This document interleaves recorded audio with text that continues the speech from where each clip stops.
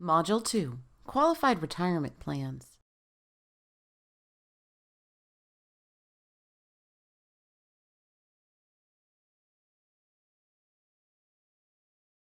Accumulating enough savings for a comfortable retirement is important to many working Americans. Just as important is ensuring that retirement funds are managed and distributed fairly and responsibly. Among its many goals, ERISA seeks to protect funds that private sector employees accumulate in their retirement plans as they work.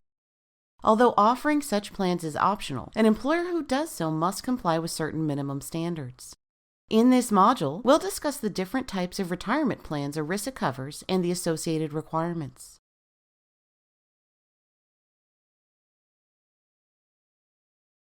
Required information in a retirement plan. ERISA seeks to ensure that plan participants are informed about their rights and benefits, as well as the plan's performance. Therefore, when an employer offers a retirement benefits plan, it must provide employees with details on the following.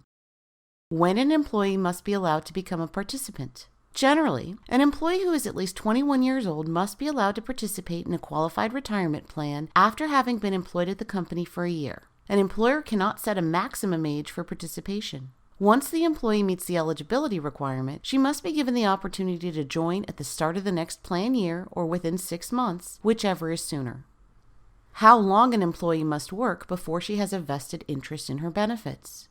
Depending on the plan, an employee may have an immediate right to keep her retirement benefits, or her employer's contribution might vest incrementally over time. How long an employee can be away from her job before it may affect her benefits. An employee who leaves her job and is later rehired may be able to count her previous time with the employer toward vesting requirements. If an employee returns within 5 years, the plan usually must preserve the service credit that the employee had accumulated during the prior stretch of employment. Whether a spouse has a right to any benefits in the event of the participant's death. Defined benefit plans usually include survivor's benefits for a participant's spouse, unless the couple mutually decides otherwise. Generally, under defined contribution plans, a surviving spouse is automatically entitled to the retirement funds if the participant dies before receiving them. A participant may select a different beneficiary with the spouse's written consent. Types of retirement plans.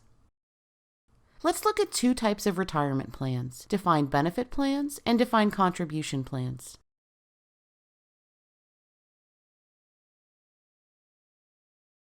Defined benefit plans. Under a defined benefit plan, the amount a participant will receive in retirement is determined in advance using a specified formula. We traditionally refer to such plans as pensions. Typically, an employer funds the plan and invests the funds on behalf of employees, though some plans do include employee contributions as well. The employer bears the investment risk.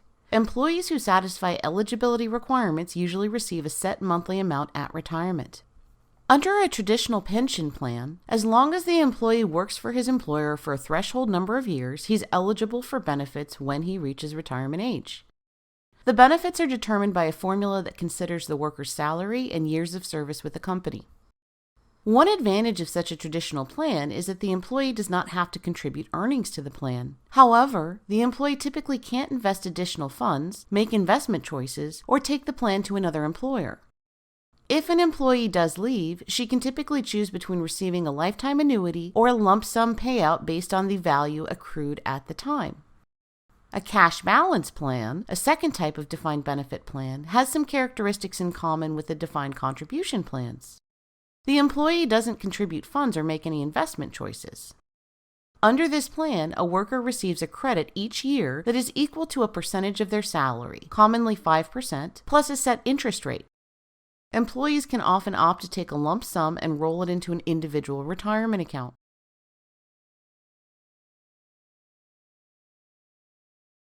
Defined contribution plans. With a defined contribution plan, the amount paid into the plan is predetermined, but the amount the employee will receive in retirement is not fixed. Instead, this amount is based on factors such as performance of the plan's investments. It does not promise a specific payout.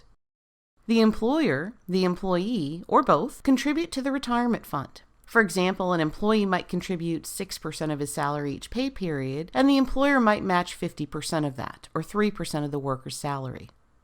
The employee is responsible for choosing how much to contribute to his account on a pre-tax basis and how contributions are invested. The balance in workers' accounts is based on employee and employer contributions, investment gains or losses, and fees charged to the accounts. The most popular defined contribution plan is a 401k plan. Such a plan allows an employee to contribute to the account from her paychecks with pre-tax money, which means that the contributions are tax deductible. Under traditional 401k plans, eligible employees can make pre-tax deferrals through payroll deductions, and employers can make contributions on behalf of all participants or based on the amount that workers contribute. For example, an employer may decide to contribute 1% of each participant's salary or match 50% up to the first 6% that an employee contributes, or some combination of these. To attain maximum tax benefits, 401k plans must pass a non-discrimination test, which means that they cannot favor executives or discriminate against low-wage earners. All plan participants must be treated equally. To ensure that plan sponsors abide by the rules, they have to conduct annual tests to preserve their tax benefits.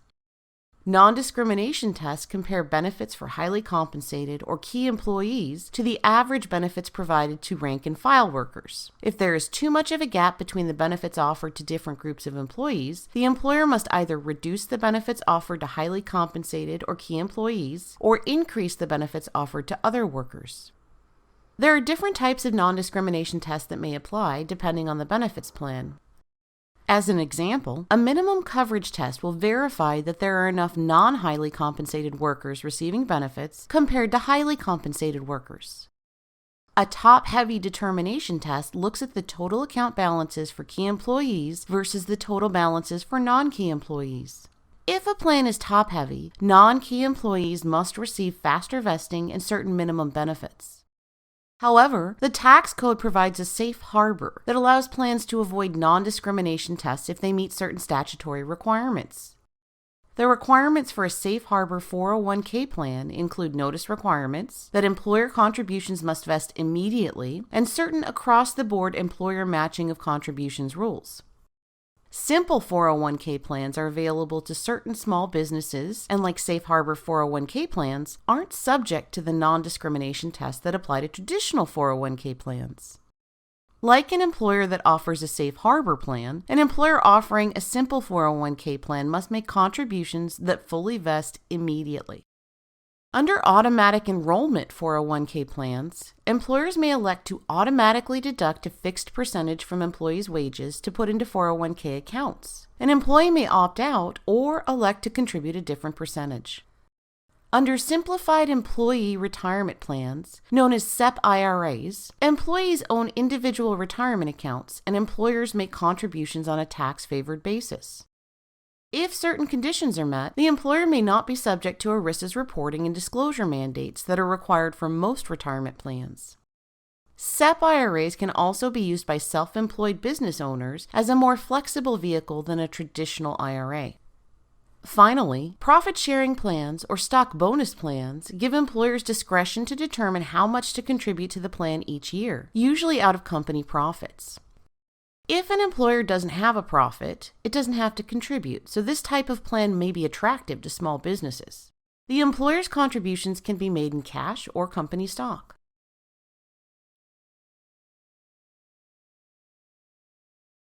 Participation and vesting.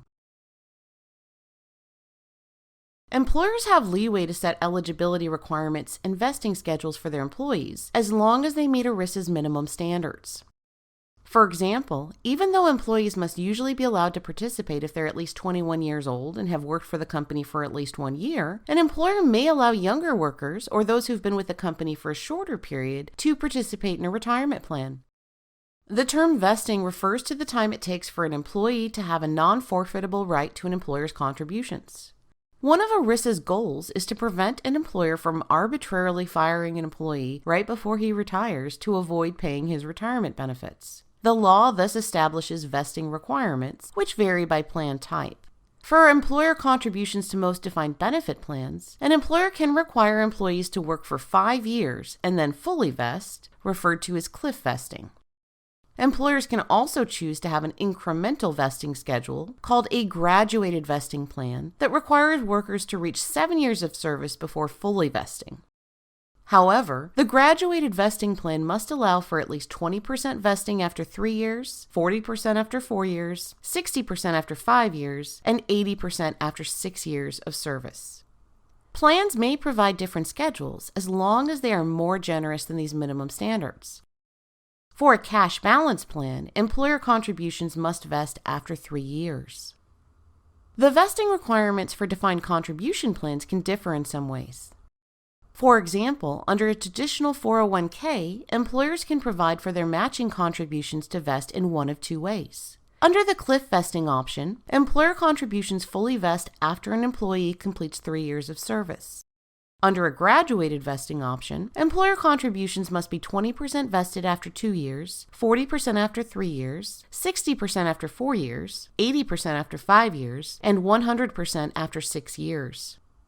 Automatic enrollment 401k plans that require employer contributions must vest after 2 years, though plans with optional matching contributions may follow the cliff or graduated vesting options for those contributions. Required employer contributions under simple 401k and safe harbor 401k plans must vest immediately.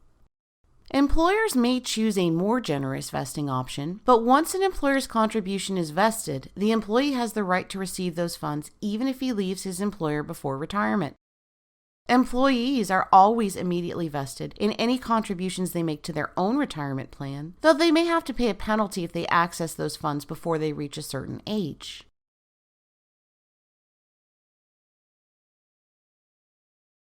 Limits on contributions and withdrawals.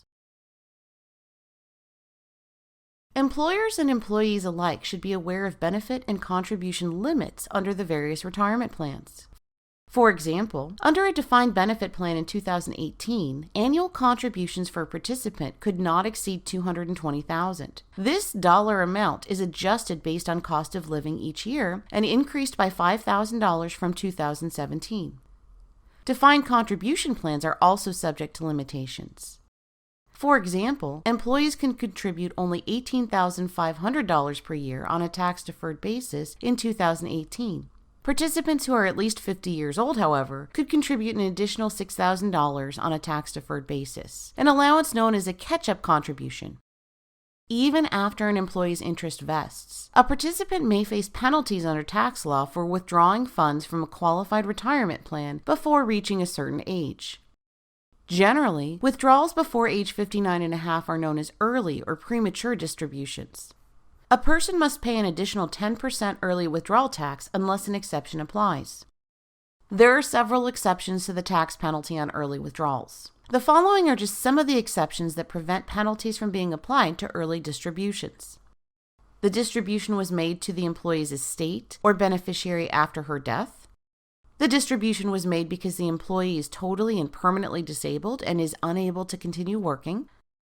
The withdrawal was made to cover qualified post-secondary education expenses. For this exception to apply, the qualified higher education expenses must be for the employee or her spouse, children, or grandchildren. Qualified higher education expenses include tuition, fees, books, supplies, and equipment, as well as room and board if the student is enrolled at least half-time in a degree program.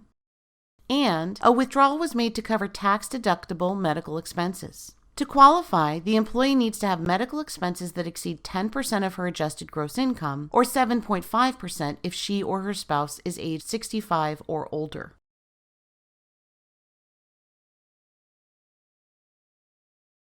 Non-qualified plans. Qualified retirement plans must meet ERISA standards, but employers may also offer non-qualified plans to employees. These plans are generally offered to executives and highly compensated employees who cannot qualify based on income or contribution levels, or who would cause the plans to fail non-discrimination tests. Non-qualified plans do not have to adhere to eligibility, participation, documentation, and vesting requirements that ERISA qualified plans must meet. Furthermore, non-qualified plans are not subject to the non-discrimination and top-heavy testing that qualified plans must pass. Although an employer will receive an immediate tax deduction for contributions to qualified plans, its contributions to non-qualified plans are not deductible until the employee withdraws the money and is taxed on the income. Conversely, employees do not have to pay income taxes on the contributions to non-qualified plans until they take distributions. Conclusion. Although traditional pension plans were once popular, the percentage of U.S. workers in the private sector who are covered by defined benefit plans has been steadily declining over the past 25 years. In 1990, about 35% of private sector workers were covered by such plans. By 2011, only 18% participated in defined benefit plans. Defined contribution plans, particularly 401k plans, have increased in popularity starting in the 1980s. Today, 401k plans hold more than $4.8 trillion in assets. There is a great deal of debate on whether defined contribution plans adequately replace defined benefit plans. Regardless, defined contribution plans continue to be popular sources of retirement savings for many American workers today. In our next module, we'll look at the application of ERISA to health insurance plans and other employer-sponsored benefits related to the health and welfare of employees.